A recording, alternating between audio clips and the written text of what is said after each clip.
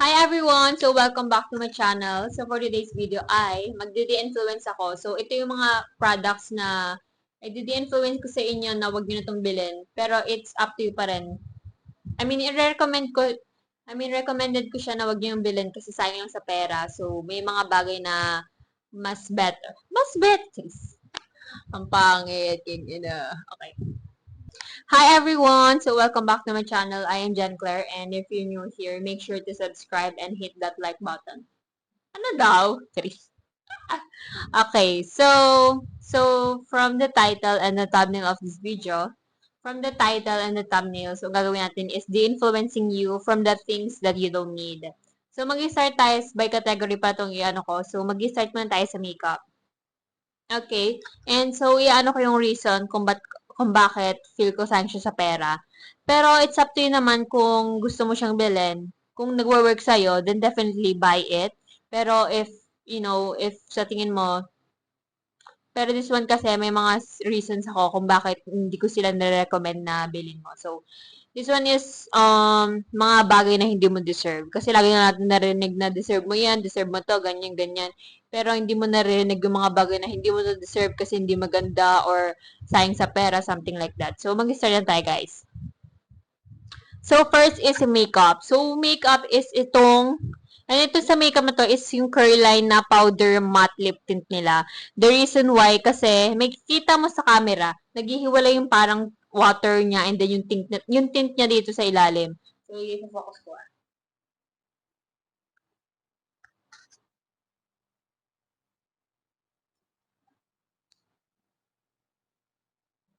Bakit hindi yun nakikita? Ayan. So, hindi lang masyadong makita sa camera, pero ito yung parang yung tint niya mismo. Yan yung nasa taas, ay yun yung parang ano niya. Hindi ko alam kung oil ba yan or may water. Probably water. So, ayan. I don't like it. And, yung shade niya pala is Seriously. Seriously, bitch.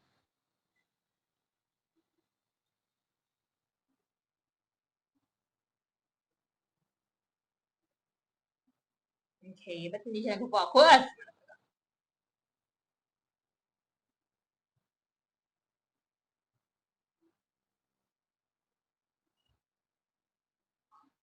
Hindi siya nag-focus.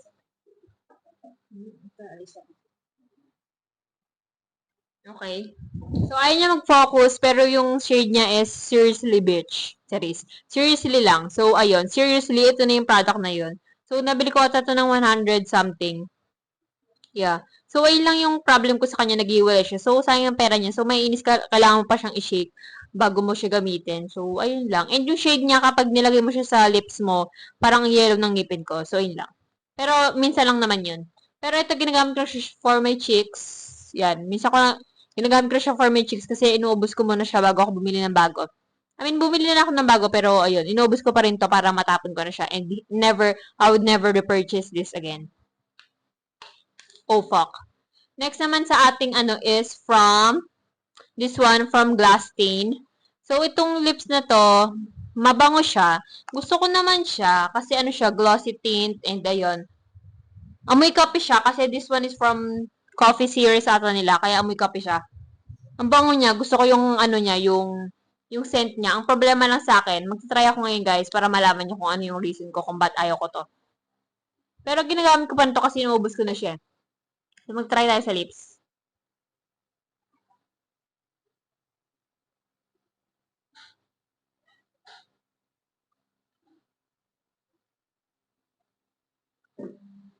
Ayan, maganda rin yung color niya, 'di ba? Ang problema lang dito is na-emphasize niya yung mga lines ko sa lips. So, pag makikita mo, mamaya, parang pumapasok siya dun sa mga lines ko sa lips. So, nakikita mo dyan. So, mamaya, so, ayun yung reason. Pero, mura lang to. I think, nabili ko to ng, I think, 50 pesos. Tapos, meron discount ng 50% off. So, bali mga kalahati lang, mga 25 or 33 something ko siya nabili. Mabango naman siya. I like it. I like the ano. Yun lang yung problema ko is nag-i-stay siya dun sa mga lines ko sa lips. So, ayun lang. I feel like hindi siya maganda. Pero I like the scent. Next naman is this one is from Detail Cosmetics again. Lip Leisure. Ito maganda rin to. Ano siya? Mousse tint or mousse lip product, something like that. Ang problema lang din sa akin nito is, kung yung isang glass stain is mabango siya, ito naman, lip laser is, ang tapang ng amoy niya. I mean, yung amoy niya, amoy, ang baho eh, parang panlaba, sabon panlaba yung amoy niya, pero hindi siya mabango. Pero parang nawawala-wala na siya as time goes by. Kasi parang nasisinghot ko na lahat ng, basta amoy chemical yung ano niya, kaya ano. Pero maganda rin consistent nito. I mean, maganda rin yung lip products na to. Kaso lang, yung downside niya lang is yung amoy niya, kaya I don't think na ibibiling ko siya ulit. So, yun guys. Okay, fuck. Next na sa ating lip products is, from Detail Cosmetics again. So, ayun, dami kong binibili sa Detail na I don't think na-repurchase ko siya. Pero meron akong binili sa Detail Cosmetics na pangalawang binili ko na siya, which is yung satin butter, and ayun. Okay naman siya. Yun. Pero ito lang kasi yung mga bagay, so yun guys. And ito namang, itong lip trace, and yung shade niya is Dear.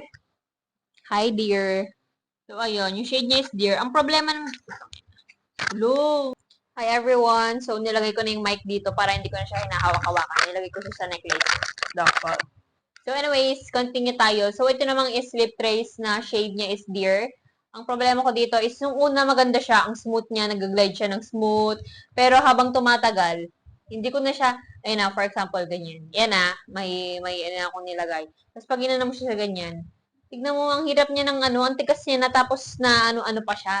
Napuputol siya kasi ang ginawa ko dito, nung una maganda siya, yan. And then, nung time na naglalagay ako ng lip gloss, tapos itong nag-ano rin ako, nag-lip liner din ako, habang may lip gloss ako, gumagana siya. Pero, after nung parang tumigas yung formula niya. I think meron sa formula niya na parang, hindi ko na siya magamit after kung ilagay sa lip gloss. After kung ma-wet siya. Pero ito, ayan o. Pero parang ang hirap niya kasi. Pero try natin kung gumagana. Okay.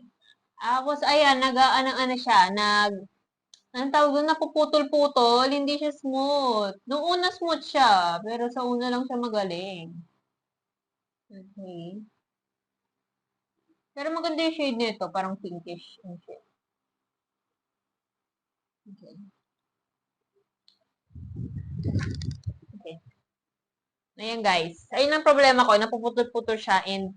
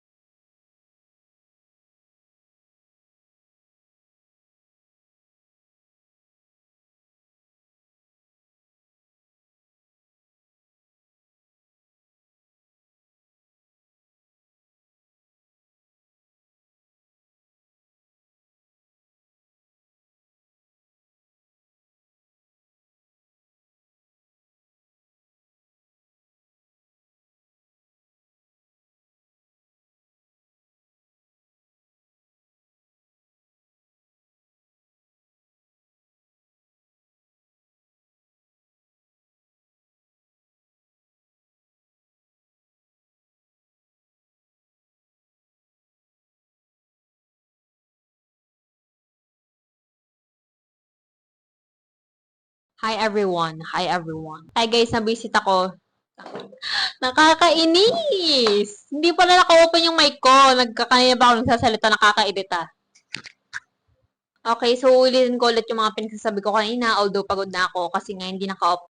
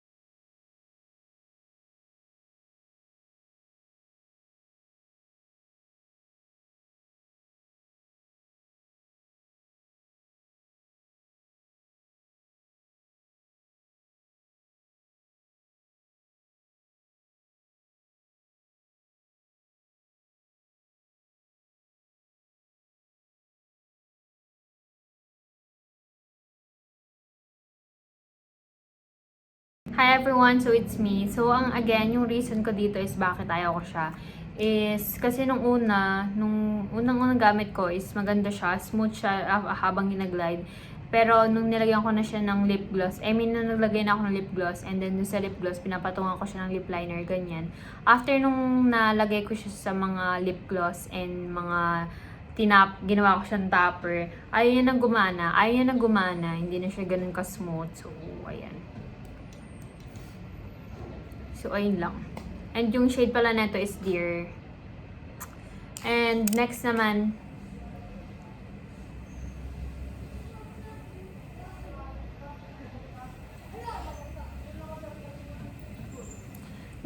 is mga skincare.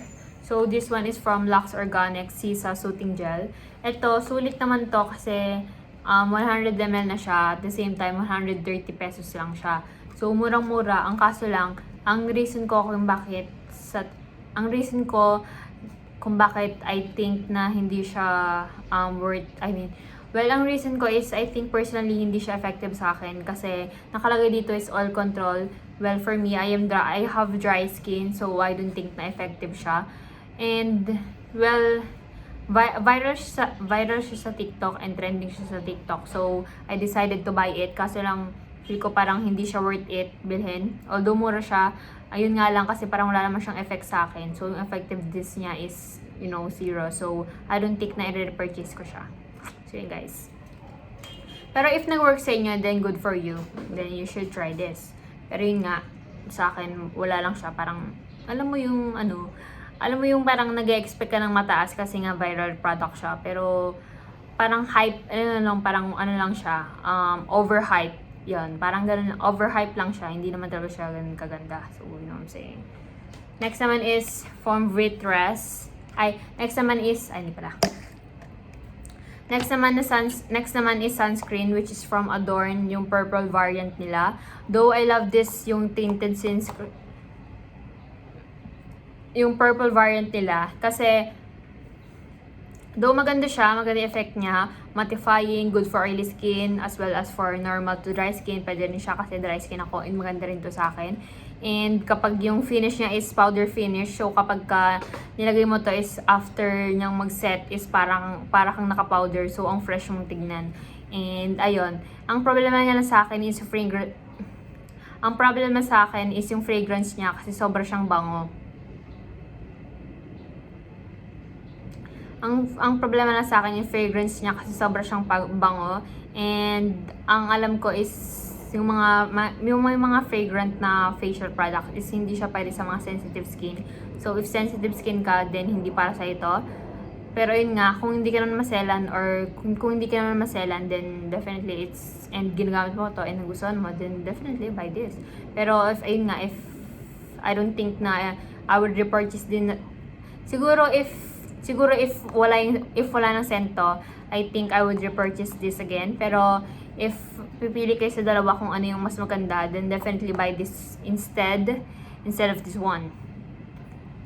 Buy this, then definitely mas bibilin mo to instead of this one. Kasi this one is unscented. It's pares lang siya ng finish yung dalawa. Pares lang finish dalawa, yung mattifying, parang powdery finish.